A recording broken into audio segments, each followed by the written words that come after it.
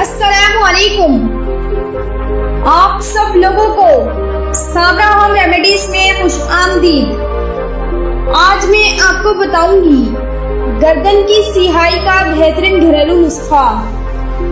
अगर आप मेरे चैनल पे नए हैं तो मेरे चैनल को सब्सक्राइब करें ताकि मेरी नई आने वाली वीडियो आपको मिल सके।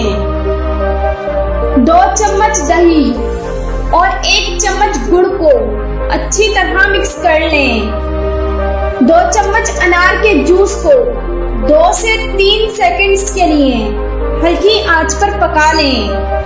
फिर इन तीनों चीजों को मिक्स करके चेहरे, गर्दन, उंगलियों, जहां भी आपको ऐसे काले निशानात हैं, आप इन जगहों पर इस पेस्ट को लगा लें।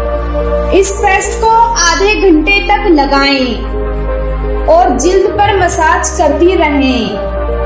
उंगलियों को अच्छी तरह रगड़ें, गर्दन को मुस्तकिल रगड़ती रहें और नीचे से ऊपर की जानिब मसाज करें ताकि ये मुर्दा खुलियात निकल सकें। इसके बाद आप एक टिश्यू को पानी में डिबोएं और इससे चेहरे को साफ कर लें और 4 मिनट बाद पानी से धो लें। ये मसाज 1 हफ्ता पाबंदी से करें। गर्दन की सिहाई बिल्कुल साफ हो जाएगी।